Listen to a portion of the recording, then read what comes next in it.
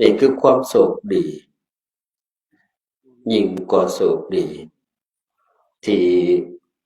พวกเราท่านทั้งหลายได้เกิดขึ้นมาเป็นคนโชคดีบ่มีไผเสียใจแน่เกิดขึ้นมายังเป็นคนนี่ญาติโยมเคยจมบ่ผู้ขาเบื่อนี้เกิดขึ้นมาเป็นคนแต่เหมือนศาสตร์มันทุกข์เหมือนศาสตร์มันลำบากแต่พระพุทธเจ้าเพิ่นบอกว่าจังไดคนที่ตายจากความเป็นคนแล้วจะไปเกิดเป็นเทวดาเนี่ยมันยากจะไปเกิดเป็นเทวดาเนี่ยยากมีจำนวนที่น้อยเพิ่นอุปมาเหมือนอย่างไดเขางัวกับขนงัวอันใดที่มันหลายกว่ากัน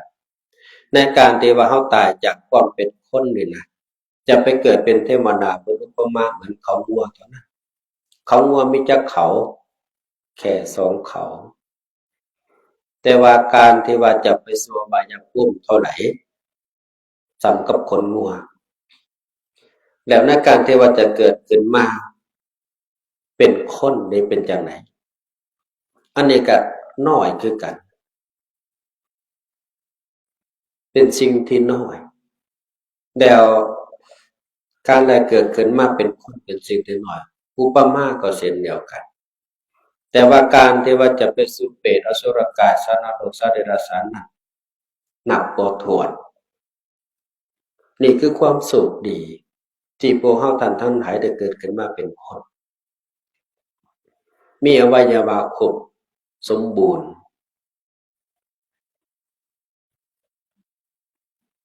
โชคดีที่เฮาผ่านพ้นปี2025แม่นบ่คนรุ่นเดียวเป็นจังไดโอ้ยแม่ตู่ก็ตายไป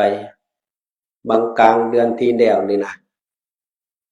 หมู่เฮาก็ตายไปก็ใกล้ปีใหม่นี่นะน่าจะอยู่ให้พ้น2025ก่อนก็ยังดีเพราะว่าเพิ่นเอิ้นว่าพ้นเบญจเพส25แต่ก็ยังบ่พ้นเป็นหยังเขาบ่มีความโชคดีคือพวกเฮามีความโชคดีที่ผ่านพ้น2025แต่ก็คิดว่ายังจะโชคดีตลอด2026ไปถึง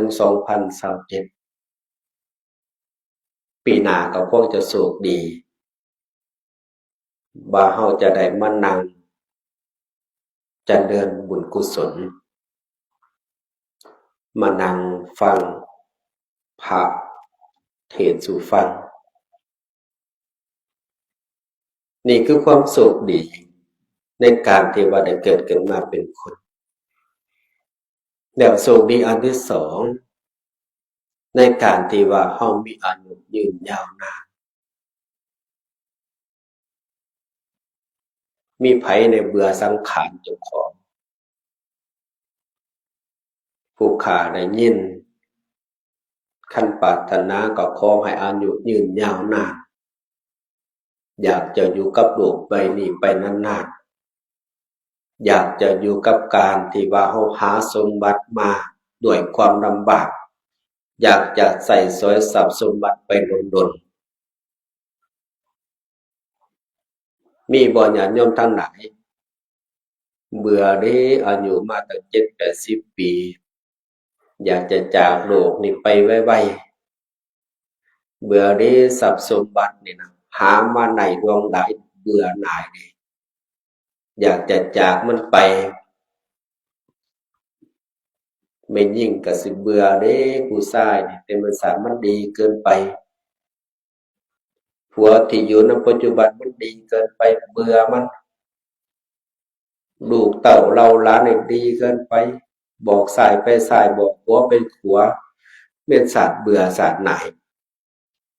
มีไผเบื่อลักษณะจังซี้บ่เคยได้ยิน ผู้ขาบ่เคยได้ยินแม่ออกมาจมให้ฟังเบื่อพอออกอยู่เฮือนน่ะแต่มันศาสตร์เพิ่นดีบ่เคยได้ยินแม่นบ่มีแต่เบื่อหยังพอออกก็กินแต่เหล้าเบื่อเป็นศาสตร์เบื่อบ่อยากพบบ่อยากพ้อขอพบพ้อแต่ศาสตร์เดียวนี่แหละแต่มันศาสตร์มันเบื่อมันหน่ายมีบ่ญาติโยมทั้งหลายมีหลายพอเออเบื่อได้โดกนี่แต่มันศาสตร์มันดมมันเดาเข้ามาเจ็บนั่นเจ็บนี่มื้อหนึ่งสารพัดโดกคงจะเบื่อลักษณะจังซี่แต่ก็จะเบื่อกับความทุกข์ของจิตของใจตื่นขึ้นมาก็ต้องพบเจอปัญหาต่างๆนานาตรงนี้คนทั้งหลายก็คงจะเกิดลักษณะเดียวกันบ่มีความเบื่อมีความหน่ายมีความบ่พอใจกับสิ่งเหล่านี้คนจริงบ่อยากมีอายุยืนยาวก็เพราะเกิดขึ้นมาเจอแต่ปัญหาบางคนเพราะว่าชีวิตของคนนี่เกิดขึ้นมาคือกันแต่ว่าการเป็นอยู่การดำรงชีวิตบ่คือกันเพราะฉะนั้นความเบื่อหน่ายหรือความสมดุลของชีวิตนี่บ่คือกัน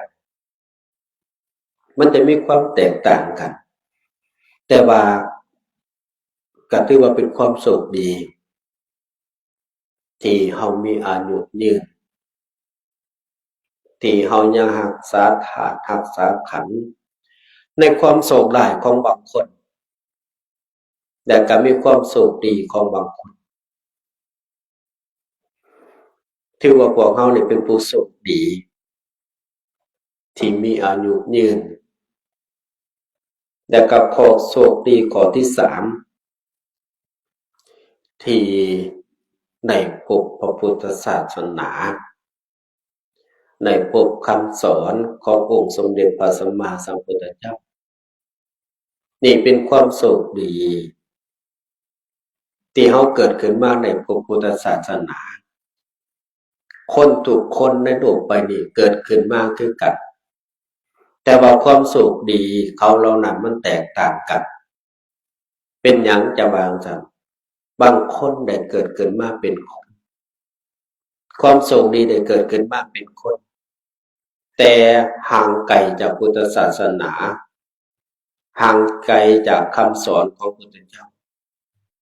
บ่เคยเห็นผ้าขาวๆบ่เคยเห็นผ้าเหลืองๆนอกจากบ่เคยเห็นเป็นจังไดมียะพอองค์หนึ่งที่ออกจากวัดแห่งหนึ่งไปโดยการที่ครูบาอาจารย์ให้ไปอยู่แต่ว่าไปบ่ได้ไปองค์เดียวไปกับแม่ขาวแล้วไปกับไอ้โจน้อยอีกแม่ขาว3องค์โจน้อย2องค์ตามไปนำไปฮอดบ้านแห่งนั้นญาติโยมท่านนั้นเขาว่าจังไดอันพอออกนั้นมาบอกโอ้การบวชคือโพเสียวนี่ก็ดีเด้อเนาะว่าซั่นมีเมียตั้ง3คนมีลูกแถมอีก2ว่าซั่นอันการที่ว่าอันหัวโดนๆนี่นะใส่ผ้าสีเหลืองๆจังซี่โอ้มันก็ดีเด้อเนาะว่าซั่นเฮานี่นะยังมีเมียผู้เดียวอยากมีเมียคือโพเสียวจัก3คนก็สิดีว่าซั่นอันนี้คือการที่เกิดขึ้นมาเป็นคนคือกันแต่ว่าความเข้าใจบ่คือกันความเข้าใจบ่คือกันเพราะหยังเพราะเขาบ่เคยเห็นพระเจ้าพระสงฆ์บ่เคยเห็นพระสงฆ์บ่เคยเห็นแม่ขาวไปบางสถานที่เห็นแม่ออกแต่ผมนี่โอ้เป็นเรื่องที่แปลกเป็นเรื่องที่แปลกหูแปลกตาโดยเฉพาะเห็นผู้หนุ่มผู้น้อยนี่นะ แท้ผมเป็นเรื่องที่แปลกหลายแปลกจังไดเขายังกล้าตัดสินใจมาตัดผมออกโดยเฉพาะไม่ออกเป็นจังไดอวัยวะที่หวงแหนนี่คือผมเป็นบ่ตื่นมาครับบ่ได้บีบผมนี่บ่ได้สระผมเป็นแนวใดบ่มั่นใจในการออกจากเรือนถึงสิพาท่ากับแป้งแต่งตัวส่ำใดก็ตามใส่ผ้าไหมสีไหมส่ำใดก็ตามแต่ว่าถ้าผมบ่สมบูรณ์แล้วนี่บ่อยากออกจากบ้านจากเรือนแต่ว่าเขากล้าตัดสินใจในการที่ว่าจะแท้ผมอาตมาภาพได้ไปเห็นอยู่ประเทศอินเดียญาติโยมไปบ่ได้เจตนาที่ว่าจะไปแท้ผมอยู่ประเทศอินเดียแต่พอเมื่อไปฮอดอินเดียเป็นจังไดเกิดศรัทธาครั้งหนึ่งชีวิตหนึ่งได้มาในแดนอารยธรรมในแดนพุทธภูมิในแดนบ้านเกิดของสมเด็จพ่อเนี่ยตัดสินใจบ่ทันครอบครัวบ่ทันครอบเมียซ้ำตัดสินใจแท้ผมขอบวชในช่วงระยะที่มาแสวงแล้วก็ได้บวชอีหลีได้หลายคนที่เป็นลักษณะจังซี่เพราะหยังเพราะเกิดศรัทธาในพุทธศาสนานี่ก็คือความโชคดีที่ได้พบพระพุทธศาสนาได้พบคำสอนของพระพุทธเจ้าบางคนมีความโชคดีบั้นปลายของชีวิตเพราะตั้งแต่เมื่อเกิดจนถึงปัจจุบันนี้เคยแต่ทำบุญให้ทานไปจังหันจังเพ็ญแล้วก็จบไปบ่ได้พบกัลยาณมิตรใส่สุดเหลืองบ่ได้พบกัลยาณมิตรใส่สุดขาวแล้วบ่ได้พบคำสอนของพระพุทธเจ้าดินเฟซไลน์เบิ่ง YouTube แต่คันเห็นการไลฟ์สดเนี่ยฝ้าวเคลียร์ไปไวๆมันก็เป็นลักษณะจั่งซี้เพราะฉะนั้นนี่ถือว่าความโชคดีข้อที่3แต่ความโชคดีที่ได้ฟังพระจมให้ฟังเป็นจังได๋ไม่ออกพระองค์นั้นก็จมดีๆมื้อคืนนี้พระเดชพระคุณปทานใหญ่ก็จมดีๆเอานั่งจนแอวคดแอวงออันฟังเทศน์มาตั้งแต่มื้อเปิดงานจนมาฮอดมื้อคืนนี้แหละรู้สึกว่านั่งโดน2-3 ชั่วโมง4 ชั่วโมงนั่งฟังเทศน์อาตมาว่าเป็นความโชคดีแล้วที่ได้ฟังธรรมของครูบาอาจารย์เฮาไปฟังนำเรื่องเสียเงินไหนแม่นบ่แต่ว่าฟังโดยบ่ต้องเสียเงินเว้าไปโลดผู้ขาสินั่งฟังนั่งบ่ไหวผู้ขาก็ลอยเมื่อนอนแต่ว่าความโชคดีของพวกเราท่านทั้งหลายที่ได้ฟังธรรมจากผู้รู้แต่ข้อโชคดีอันที่5นี่ก็คือได้มาพบแผ่นดินอริยะแผ่นดินอริยะในสถานที่แห่งนี้ภูเขาควายเป็นพื้นแผ่นดินของอริยะของพระเจ้าประสงค์ตั้งแต่โบราณกาลมาประพฤติปฏิบัติธรรมเดินทุดงค์มาได้สำเร็จมรรคผลนิพพานได้เป็นพระโสดาบันสกิทาคาอนาคาเป็นพระอรหันต์อยู่พื้นแผ่นดินของอริยะบางองค์บ่ได้แต่ว่าเฮ็ดหยังเฮ็ด ให้ตนเองดำรงอยู่ในพุทธศาสนาตลอดชีวิตเฮ็ดให้ตนเองมีความมั่นคงของการที่อยู่ในพุทธศาสนาตลอดชีวิตนี่ก็คือแดนของอริยะบางองค์ที่จาริกธุดงค์อาจจะสิ้นลมหายใจไปในส่วนขณะที่เดินธุดงค์อาจจะถูกสัตว์สีตีนอาจจะถูกสัตว์เลื้อยคลานหรืออาจจะถูกเป็นไขมาริเดียและก็สิ้นลมหายใจมรณภาพไปในแดนอริยะแห่งนี้กับมีหลากหลายนี่ก็คือความสุขดีที่เฮาไหลมาแดนอริยะแล้วมาเกิดอยู่ในพื้นแผ่นดินลาวพื้นแผ่นดินที่มีพุทธศาสนานี่คือว่าความสุขดีของพวกเฮาท่านทั้งหลายที่มีความสุขดีหาประการเพราะคนเฮาท่านทั้งหลายในการจากลากันเป็นจังไดให้เดินทางด้วยความสวัสดิภาพให้เดินทางด้วยความสุขดีคำว่าสุขดีนี่นะมันใส่ตั้งแต่หูความจนถึงกระทั่งมื้อนี้เฮาใส่กันตลอดว่าสุขดีคนแต่งการแต่งงานก็บอกสุขดีแต่บ่ให้สุขดีอย่างเดียวก็คือหยังคนที่ตายมีไผไปเห็นคนตายเนี่ยโอ้สุขดีเนาะจะตายแล้วมีบ่ไม่ออกโอ้แต่มันโชคดีพอตู่นั้นเราตายเราพ้นทุกข์แล้วบ่เนาะแต่มันโชคดีแม่ตู่นี่ตายเห็นกบพ่อคนอื่นดมจนโอ้โชคดีแล้วกบพ่อเราดมจนคือสิบ่มีเพราะคำโชคดีใส่กับคนที่มีชีวิตกับใส่กับคนที่ประสบผลสำเร็จโชคดี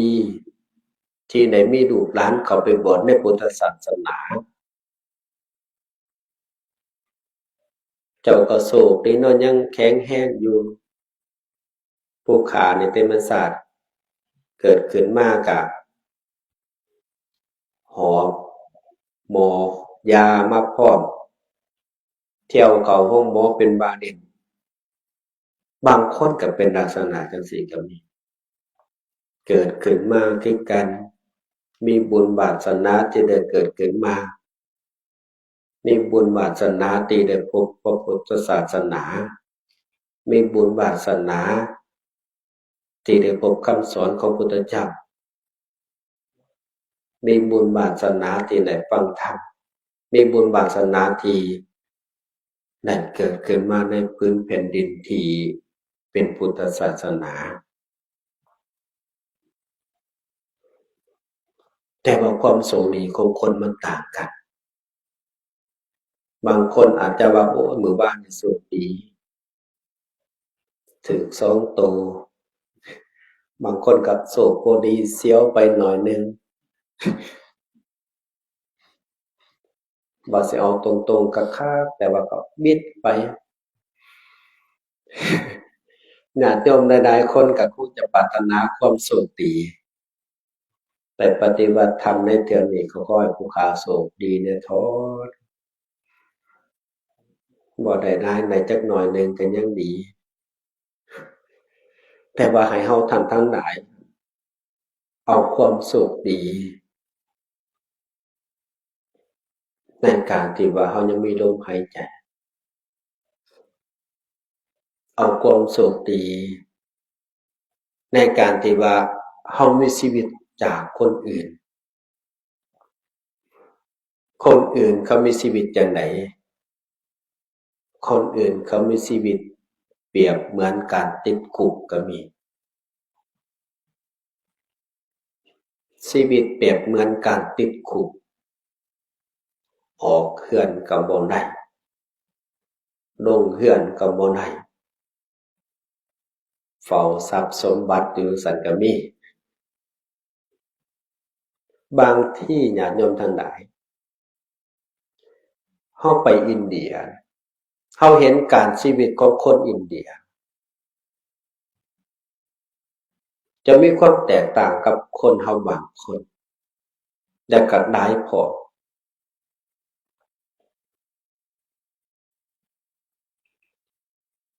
เห็นคนร่ำคนรวยพวกบรรณาสูงๆนี่อยู่แต่กับเพื่อนแต่ว่าคนยากจนของบางคนเป็นจังไดเฮาจะเห็นให้ในการที่เฮาไปเห็นว่าเขาเหล่านั้นกระทำหน้าที่ของเขาเช่นคนขอทานจะได้หรือบ่ได้ก็ตามอันนี้เป็นหน้าที่ของการขอก็ต้องขออยู่ซั่นแต่ว่าบางคนนี่นะญาติโยมท่านทั้งหลายมันมีความติดเพิ่นจะเอิ้นว่าชีวิตเหมือนการติดคุกชีวิตเหมือนการติดคุกชีวิตเหมือนการติดตารางเพราะฉะนั้นชีวิตของคนบางคนเนี่ยเหมือนการติดคุกอาตมาอยากจะเอามาบอกอยู่10อย่างว่าชีวิตของญาติโยมมีอยู่ในข้อใดแหน่ติดอันที่1นี่เพิ่นเอิ้นว่าติดบ้านชีวิตติดบ้านติดอันที่2เนี่ยก็ติดหลานติดอันที่3เนี่ยก็คือติดหมาติดแมวติดอันที่4ติดต้นไม้ติดอันที่5ติดการงานติดอันที่6เนี่ยก็คือติดความรู้ติดอันที่7ติดขี้เหนียวขี้ทีติดอันที่8เนี่ยก็คือติดป่วยติดอันที่9ติดแก่ติดสุดท้ายติดหยังติดเตียงมี10ติดนี่ญาติโยมติดหยังแหน่บางคนติดบ้านหมู่ส่วนไปปฏิบัติธรรมอยู่กับบ้านผู้เขาค่อยก็บ่ไปเป็นหยังห่วงบ้านติดบ้านออกจากบ้านบ่ได้บางคนส่วนไปกินเลี้ยงก็บ่ไปห่วงบ้านไปไสก็บ่อยากไปอยากอยู่ในบ้านในเรือนของเจ้าของนี่น่ะบ่ไปทางไหนก้าวขาออกไปก็ยากบางคนก็ได้เพราะมีความติดแต่ว่าญาติโยมที่มาในที่นี้เป็นคนบ่ติดคันติดนี่มาบ่ได้แม่นบ่นะครูบาอาจารย์ก็บ่ได้ติดบัดนี่ไอ้เจ้าน้อยก็บ่ได้ติดยาพอนี่จังมาได้คันติดนี่มาบ่ได้ติดนิมนต์ก็ยังสละออกปกตินี่ปีใหม่นี่นิมนต์หลายแต่ครูบาอาจารย์องค์อื่นดอกว่าโอ้ยผู้ขาหรอกผู้ขาบ่มีดอกมีแต่สร้างวัดผู้ขาก็ต้องไปสร้างวัดใหม่บ่ได้ติดการสร้างแต่ว่าคันมีก็เฮ็ดผู้ขาบ่ได้ติดคันมีก็เฮ็ดคันบ่มีก็เฮ็ดคือเก่าแม่นบ่บ่แม่นอาจารย์มหาติดไผเป็นหยังจังเฮ็ดเพราะมันบ่มีบางคนไปวัดพระอาจารย์บอกบอกเพิ่นให้ฟังหน่อยหนึ่งบางคนไปวัดนะเห็นเฮาอยู่กุฏิหลังน้อยไปย่องเฮาบ่มาเมตตาเฮาโอ้ยอาจารย์เป็นสัตว์สมถะเนาะว่าซั่นกุฏิหลังน้อยๆก็อยู่สำบายเพิ่นว่าผู้ข้าก็ตอบเพิ่นบ่แม่นจังซั้นบ่แม่นอาตมาอยู่สมถะอาตมาอยู่เพราะมันบ่มีอ้าวมีไผแหน่พอใจในสิ่งน้อยๆก็พอใจอยู่ย้อนมันบ่มีจังพอใจ แม่นบ่เห็นเฮือนใหญ่ไผสิบ่อยากมีแม่นบ่ล่ะอยากมีเฮือนใหญ่คือหมู่นั่นน่ะมีบ่ไปแดกเอาเฮือนใหญ่กับเฮือนน้อยเอาเฮือนข้อยใหญ่นะมันขี้คร้านอยู่ขอแดกกันแหน่เฮือนหลังน้อยๆนี่ข้อยขอเอาขอน้ำใจในเฮือนหลังน้อยมีอยู่บ่แผ่นดินหลังแผ่นดินใหญ่ๆมีอยู่บ่อย่าไปได้ดินน้อยๆส่ำพอเฮือนอยู่มีอยู่บ่มีปานนั้นไปเว้ากับครูบาอาจารย์ว่าสิเป็นศาสตร์สมถะว่าซั่นผู้ขาว่าบ่แม่นสมถะอยู่ญ้อนมันบ่มีธรรมะแกมอันนี้คือการติดบ้านข้อที่1ข้อที่2นี่ติดหยังติดหลานปานนั้นอ่านแต่ว่าหลานติดโตได้ยินคำนี้เรื่อยบ่โอ้ยเต็มเลยสาไปไสก็ยากผู้ขานี่เพิ่นไปเว้าตอนเพิ่นมาลงวัดหั่นน่ะลงวัดเดือนหนึ่งเห็นเทื่อหนึ่งหั่นน่ะโอ้ยเต็มเป็นสาดยากอาจารย์เอ้ยผู้ขานี่ไปไสก็บ่ได้หลานติดเลี้ยงผู้ใหญ่น่ะก็ยังผู้น้อยเลี้ยงลูกอีนั่นก็ยังลูกบักนี้ติดไปไสก็ยากหลานติดโตเพิ่นว่าซั่นเด้อันเพิ่นติดหลานน่ะบ่เว้าเออเป็นจังซั่นก็มีแม่ออกก็คงจะคิดฮอดหลานอยู่เนาะโอ้ยลูกอีนางหลาแต่มีสามันคงเป็นตาแพงมาน่ะก็สิเว้าสู่ฟังซั้นบ่จักโอ้ยผู้ข้าก็มีหลานนำเขาอยู่ก็แพงกู้กองโพโลเว้าเว้าแล้วก็คิดฮอดหลานเขาว่าอีกมีบ่แม่ตู้มีบ่ก็สิมีคือกันน่ะเนาะใหญ่ปานนี้คันคนบ่มีหลานนี่ก็โพดเป็นหยังจังว่าโพดญ้อนกรรมจังไดกรรมที่ว่าเกิดขึ้นมาเป็นคนมีโภคทรัพย์แต่บ่มีบริวารเนื่องจากหยังเนื่องจากทำบุญให้ทานบ่ชักชวนคนอื่นบ่บอกคนอื่นบ่บอกคนอื่นดีเฮ็ดดีทำเฮ็ดอยู่ผู้เดียวเป็นจังไดเกิดขึ้นมาก็บ่มีบริวารมีเงินมีทองแต่บ่มีลูกหลานเป็นจังไดน่ะโอ้ยผู้ขาแต่มันสามีความสุขบ่มีผู้ใดมาแย่งมรดกก็ว่าแม่นอยู่บ่โอ้ยบ่แม่นดอกเป็นห่วงในมรดกคันต่างหากแทนที่ว่าสิมีลูกมีหลานแบ่งปันสัดส่วนกันบ่แม่นคิดนำบัดนี้คันตายไปผู้ใดสิรับทรัพย์รับมรดกเพราะว่ามีแต่ผัวกับเมียจังซี้ก็มีญาติโยมเป็นหยังเพิ่นว่าเป็นคนขี้ถี่ในการชักชวนคนอื่นเป็นคนผู้ให้แต่เป็นคนขี้ถี่ในการชักชวนก็ได้อาภัพในบริวารอันนี้ก็เป็นเพราะกรรมคนประเภทที่2เป็นลักษณะจังไดเป็นคนมีบริวารแต่เป็นคนบ่มีโภคทรัพย์สมบัติก็เนื่องจากหยังก็เนื่องจากกรรมคือเก่านั่นแหละกรรมุนาวัตติโลโกสัตว์โลกย่อมเป็นไปตามกรรมบอกคนอื่นทำบุญให้ทานบอกคนอื่นเสียสละเจ้าก็เสียสละแหน่ให้ทานแหน่อย่าขี้ถี่หลายเพิ่นว่า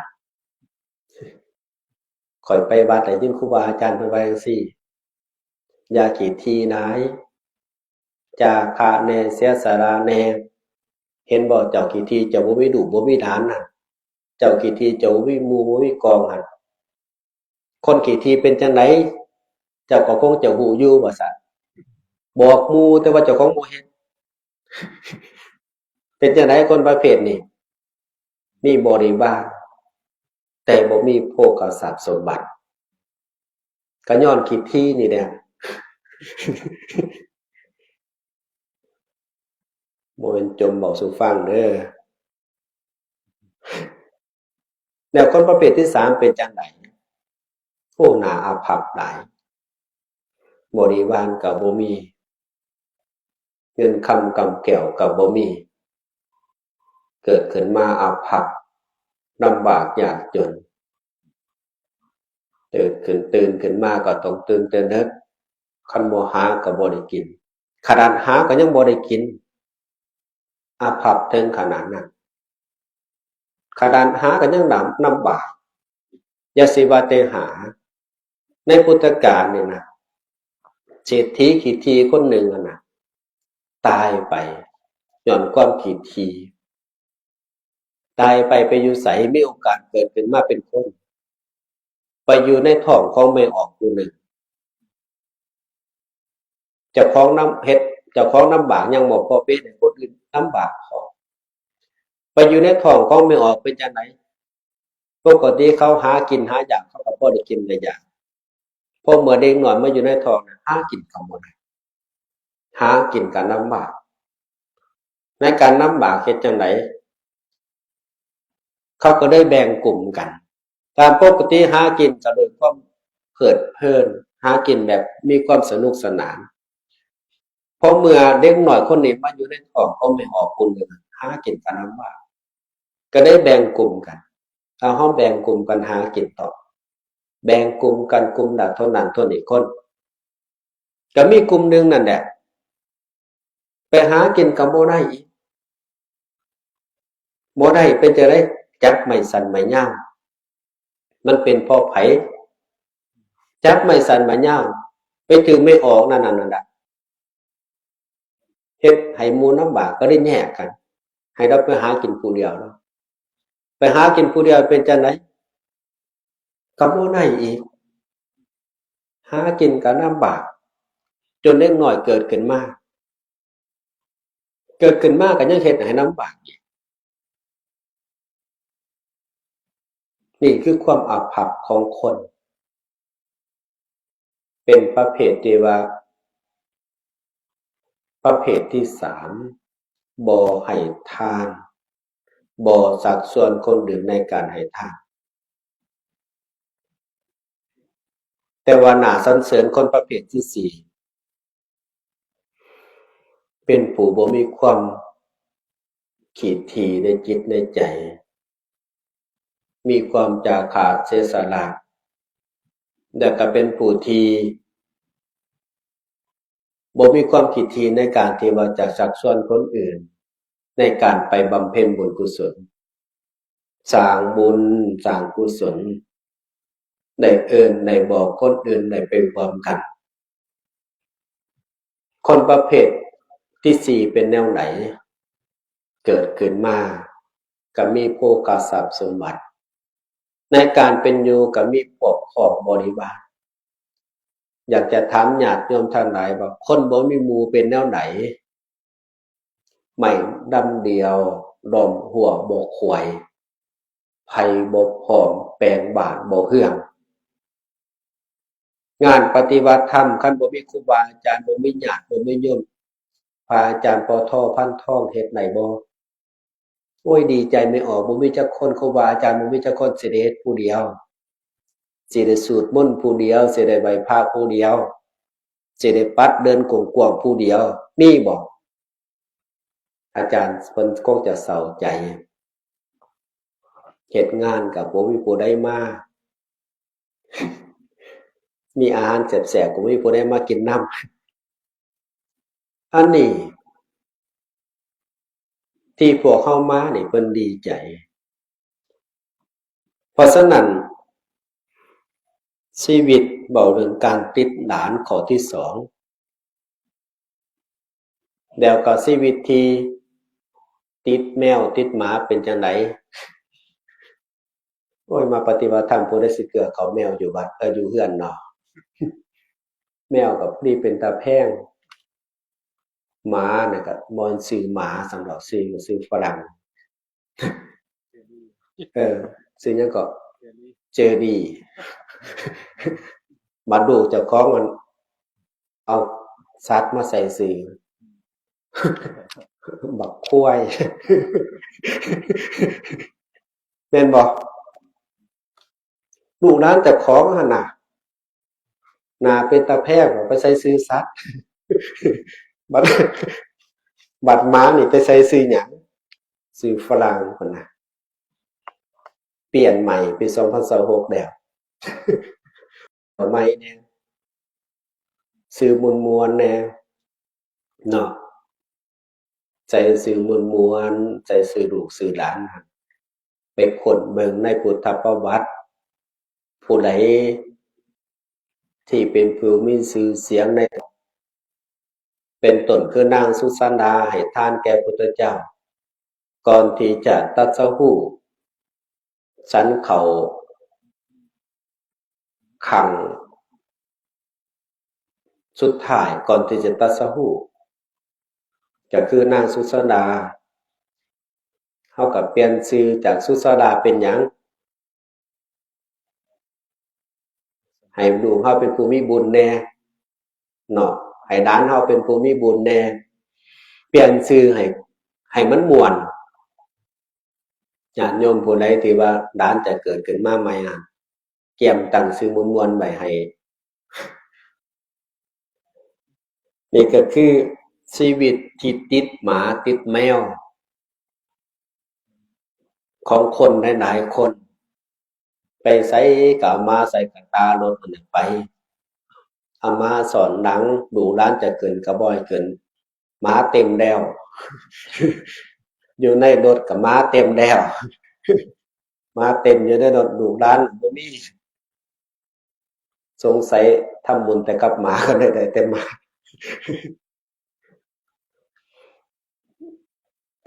แต่ว่ากันญาติโยมบ่ติดดอกคันติดก็คงจะมายากเนาะแล้วชีวิตที่ติดอันที่สี่นี่ก็คือติดแต่งต้นไม้พอออกดอกมักแต่งตื่นมานี่เป็นหยังบ่สิมาใส่เข้าเอาเข้าใส่บาตรให้พระไหนแต่งกิ่งไม้อยู่หน้าบ้านเจ้าของหนาวก็บ่หนาวจับมีดมาจับมีดตัดมาก็ตัดกิ่งนั่นกิ่งนี่อยู่หั่นน่ะแต่งเป็นต้นนั่นต้นนี่อยู่แต่งต้นไม้ตัดกิ่งไม้ปรับแปลงธรรมชาติเปลี่ยนแปลงธรรมชาติจังซี้ก็มีคนเฮานี่ก็เลยแปลกแต่ว่ากับกรรมลิขิตอันนี้มันจึงแปลกเพราะคนมีกรรมเป็นของตนสัตว์โลกมีกรรมเป็นของตนมันก็เลยว่ามีความแตกต่างกันและก็มีความติดต่างกันแล้วคนติดงานบางงานนี่ก็หลายเลยติดงานนี่ก็จนขาดมิตรติดงานจนขาดพี่ขาดน้องติดงานจนบ่เห็นบัดเห็นบ้างนี่ก็มีแม่นบ่ไปไสก็บ่ได้ติดแต่งานหมู่ส่วนไปเวียกไปบ่ค่าเวียกแล้วค่างานแล้วหมู่ส่วนไปสาสันก็บ่ไปครูบาอาจารย์คือกันเพิ่นเว้าสิว่ามีแต่ญาติโยมเฮ็ดเวียกอยู่วัดนั่นน่ะรู้ขนาดโยมก็ดีย่อมเอาว่าซั่นโอ้ยแต่มันสันเนี่ยพอเพิ่นรู้เนาะแต่มันสายพระอาจารย์เพิ่นย่อมเท่าใดอาจารย์เพิ่นก็เฮ็ดเอาอยู่บ่เซาจนลืมสันเขาก็มีญาติโยมคือกันอย่าติดหลายงานครับแบ่งหักแห้งใบซางใบไทรดลปาดิพระคุณปาอาจารย์ใหญ่มหาอุดรเพิ่นบอกหักแห้งใบไทรดลแพงแห้งใบไทรดลแห้งเฮานี่น่ะเหือแห้งเฮานี่ขนาดเครื่องจักรมันยังเปะเพได้นับภาษาหยังคนเฮาบ่เหมือนเครื่องจักรบางคนน่ะใช้เอาว่าซั่นใช้คือมันสิบ่เป๊ะบ่เพจักเทื่อนี่น่ะห้องหมอก็บ่ไปไกลบ่ไปทัดใช้บ่ทุกข์บ่ทายทรัพย์สมบัติหามาได้แทนที่สิได้เสวยบ่แม่นบ่ทันได้ใช้ตายไปก่อนก็มีเพราะเฮาบ่แพงเหือบ่แพงแฮงติดอยู่กับเวียกกับงานเกินไปจนบ่มีเวลาได้พักบ่มีเวลาได้เบิ่งตนเองได้ดูแลตนเองเฮ็ดอยู่แต่กับเวียก ไปหาครูบาอาจารย์เพิ่นบอกว่าจังได๋ให้ฮักจับของแน่ฮักจับของแน่เด้อครูบาอาจารย์เพิ่นบอกอย่าฮักแต่เวียกแต่งานหลายฮักเจ้าของคือหยังมาสนใจเจ้าของแน่มาใส่ใจเจ้าของแน่เอาหยังมาใส่ใจเอาศีลเอาธรรมเอาธรรมะคำสอนมาใส่จิตใส่ใจแน่ฮักเจ้าของคือหยังแนวไรแซ่บๆก็พามันกินแน่อย่าสิขี้ทีนายสิจกเงินซื้ออาหารให้บางคนก็ขี้ทีบ่แม่นเว้าขี้ทีแท้ๆอันซื้อเสื้อซื้อผ้าเต็มเบิดตู้นั้นก็เต็มตู้นี้ก็เต็มแต่ว่าสิซื้ออาหารมากินในครอบครัวใส่ปากเจ้าของก็ยังบ่ซื้อเสียดายแพงแต่ว่าซื้อเครื่องนุ่งแพร่เทือนอุ๊ยแต่มันสาโพดเต็มเบิดมีแต่เครื่องนุ่งออกมาดุมใดก็ต้องมีดุมนั้นว่าซั่นเถาะจังซี้ก็มีแม่นบ่บ่แม่นก็ได้เอาไป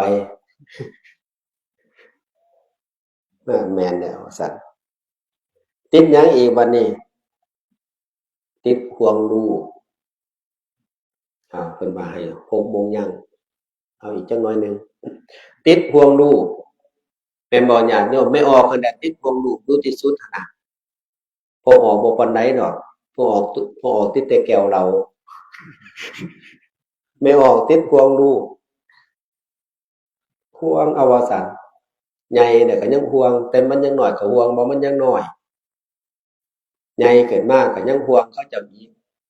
ให้เขาเป็นฟังเป็นฟ้าก่อนแต่งขอบแต่งครัวแต่งการแต่งงานน่ะก็ยังเป็นห่วงเขาเจ้าอีกย้อนญาติเขาบ่มีอยู่บ่มีกินเขาห่างเขามีก็ยังห่วงด้านเขาห่วงด้านเจ้าของอีกเอาลูกของเขา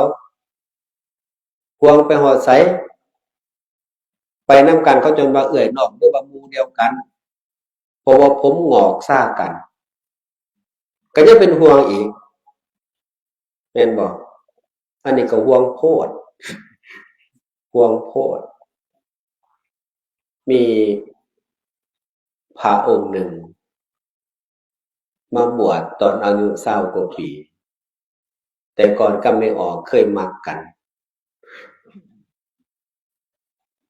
มาบวชแล้วได้ฟังธรรมะของครูบาอาจารย์เกิดศรัทธา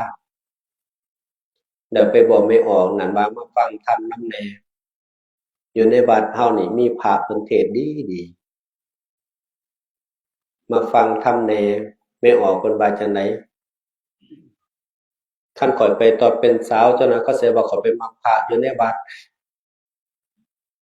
อย่างน้อยก็ให้ข้อยได้ผัวซะก่อนก็ยังไคหนึ่งเจ้ากับข้อยเขาก็ว่าเคยมีอดีตกันอีกเจ้าน่ะสิว่าไปหาดึงเจ้าออกจากวัดบ่ไปดอกว่าซั่นอย่างน้อยก็ให้เจ้าเทศน์เป็นซะก่อนว่าซั่นเด้พระเพิ่นก็ได้ไปหัดเทศน์เรียนธรรมะอ่านพระไตรปิฎกฟังธรรมะก็เว้าเป็นเทศน์เป็นป๋าจนให้ไม่ออกเอาผัวคิดว่าไม่ออกเอาผัวแล้วก็คือสิชาวบ้านเขาคือสิบ่มีคอรหาหยังดอกก็เลยไปเอิ้นอีกอันไม่ออกผัวเจ้าก็ได้แล้วว่าซั่นธรรมะข้อยก็เทศน์เป็นแนวใดว่าซั่นไปฟังแหน่ไม่ออกว่าจังไหนสิไปจังได๋ว่าซั่นครูบาอันพอออกอยู่เรือนก็ห่วงไปหาพี่หาน้องก็บ่ได้ห่วงแท้ๆว่าซั่นแต่มันสาเพิ่นโพดเพิ่นเปรยห่วงเอาว่าซั่นไปไสมาไสบ่ได้ห่วงหลายไปบ่ได้ดอกว่าซั่นให้ข้อยได้ลูกซะก่อนว่าซั่นเด้คันข้อยมีลูกเพิ่นคือสิบ่ห่วงดอกจนได้ลูกออกมาอันพระก็ไปบอกอีกลูกก็ได้แล้วว่าซั่นยามใดสิเข้าไปฟังเทศน์ฟังธรรมแหน่ว่าซั่นจนไอ้เฒ่าได้ไปยากไหนบอกไม่ออกก็เป็นจังได๋บัดหลานมันยังน้อยอยู่ว่าซั่นไปบ่ทันได้ดอกก็น้อยให้หลานมันได้เข้าร่ำเข้าเรียนซะก่อนก็คือสิสำบายแล้วบัดนี้เอามันไปฝากไว้โรงเรียนน่ะก็คือสิสำบายว่าซั่นเด้ เขาหน่อยสิเขาไปดอกว่าซั่นไปบอกหลานเขาเฮียนไปบอกอีกพระก็ได้เพิ่นก็เว้าจังได๋ไม่ออกก็ได้ถึงมันเขาเฮียนแต่ว่าข่อยก็ต้องเฮ็ดอาหารการกินรอท่าอีกว่าซั่นเอออย่างน้อยก็ต้องได้ไปรับไปส่งอีกหลานก็ได้ตอนเช้าก็ต้องลุกแต่เช้าๆไปส่งหลานค่ำก็ต้องไปรับแต่งอยู่ครัวกินโอ้ยเบียก็ได้แต่แท้ก็น่ะคือว่าเอ้ยยากแท้ๆว่าซั่นให้มันแต่งการแต่งงานซะก่อนซะว่าซั่นเด้มันใหญ่เป็นเฒ่าเป็นนางมันแต่งอยู่แต่งการแต่งงานแล้วเขาน่ะจะค่อยเข้าไปดอกว่าซั่นหลานน่ะจนได้ครอบได้ครัวพระก็ไปบอกอีกคือเก่านั่นนะยามใดจะสิไปเจ้าก็เฒ่าแล้วเด้ว่าซั่นผมก็งอกแล้วว่าซั่นเราบอกว่าจังได๋โอ้ยข้อยน่าสิไปอยู่ดอกว่าซั่นสิไปแบบมันมีเสียงเพลงไปนำว่าซั่น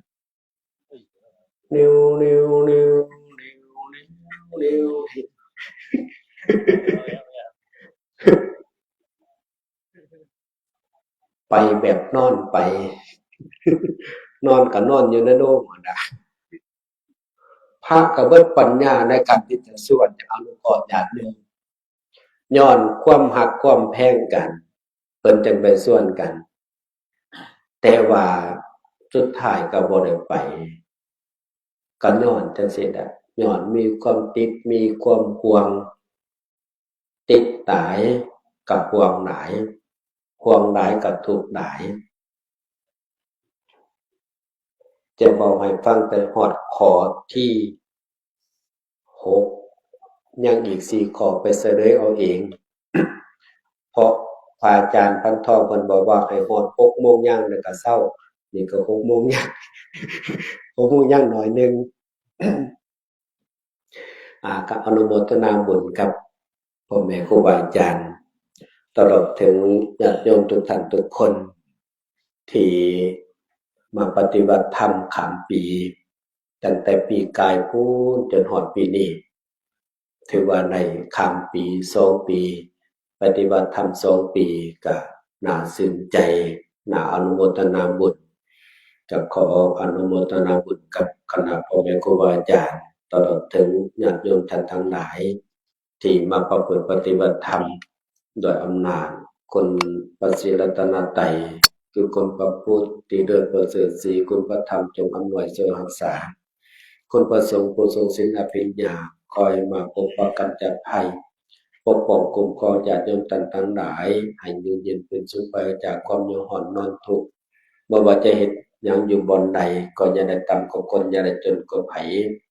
บ่ว่าจะอยู่บ่อนใดก็ขอให้ประสบผลสำเร็จในหน้าที่ในการงานให้มีอายุวันนะสุขภละปฏิภาณธนสารสมบัติธรรมสารสมบัติคิดหนึ่งปรารถนาใดที่เป็นไปโดยชอบก็ขอโดยสุจริตธรรมขอความคิดความปรารถนาเหล่านั้นจงพันสำเร็จพันสำเร็จโดยกันจนทุกท่านทุกคนเถิดสาธุสาธุสาธุอนุโมทามิแล้วขอแสดงพรหมมงคลเป็นอย่างยิ่งท่านพระอาจารย์ใหญ่มหาเวียงศักดิ์เดชศรีสวัสดิ์คณะกรรมการส่วนกลางปสคณะบริหารงานประจำการปสนครหลวงเวียงจันทร์องค์ที่ช่วยเรื่องงานจัดทำพระไตรปิฎกเราของเฮาได้เมตตาให้ธรรมะให้ความอบอุ่นตั้งแต่ภาคแรงเมื่อวันนี้เป็นต้นมาแล้วก็ได้มาให้กำลังใจให้ธรรมะในภาคเช้าในวันนี้ถือว่าเป็นความอบอุ่นที่ดีงามให้แก่เฮาท่านทั้งหลายเพราะฉะนั้น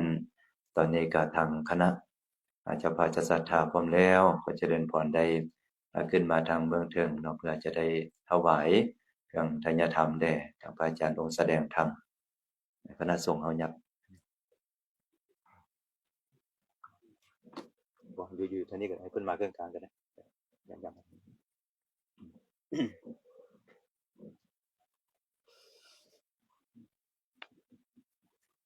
ำหลายคนก็โอ้อยากฟังต่อเนาะแต่เนื่องจากเวลา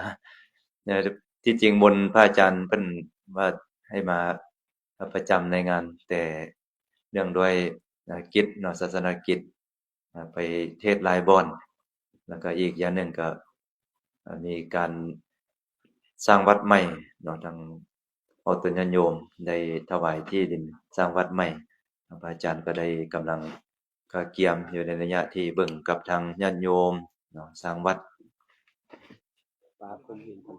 วัดป่าคุมหินพันธวงศารามเนาะอยู่ทางเมืองไสเสถา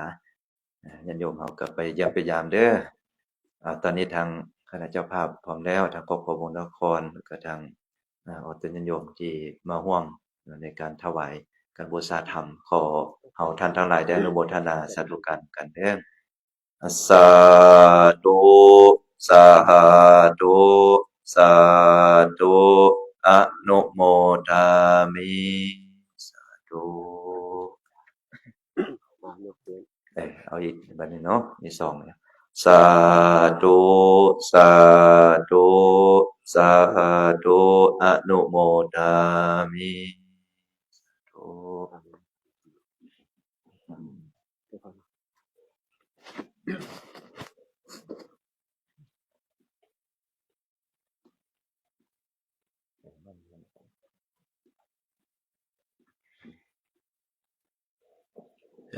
พรเป็นภาษาบาลีสุขีติขานุโกปวะอภิปาทนาสินิสนิจังบุทธาปัจจายิโนจัตตารโอธรรมาวัฏันติอายุวันโนสุขังพลังสัพพพุทธานุภาเวนะสัพพธรรมานุภาเวนะสัพพสังขานุภาเวนะสัทธาโสธีภปันตุเตสาธุ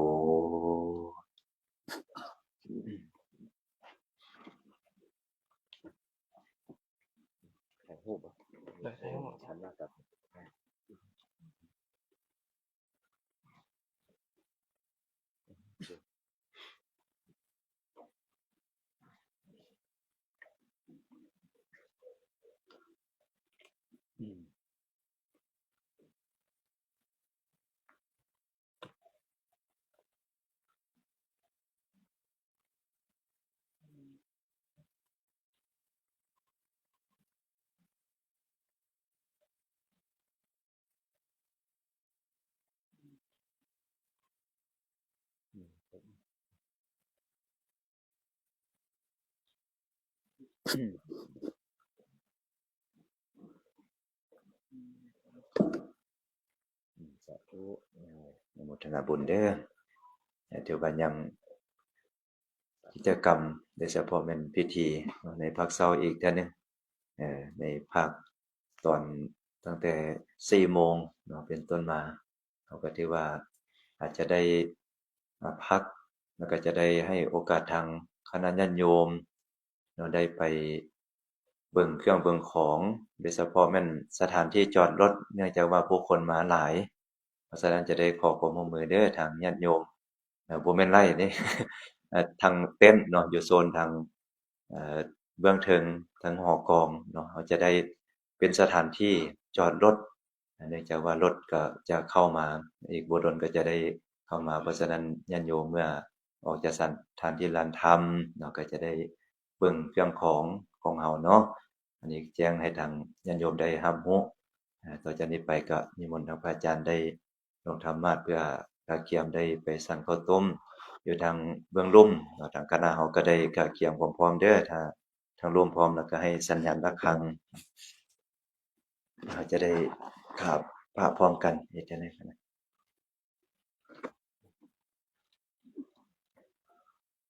เอาอันนั้นบอกกันหน่อยญาติโยมเบิ่งหนังสือหน้าที่41เนาะ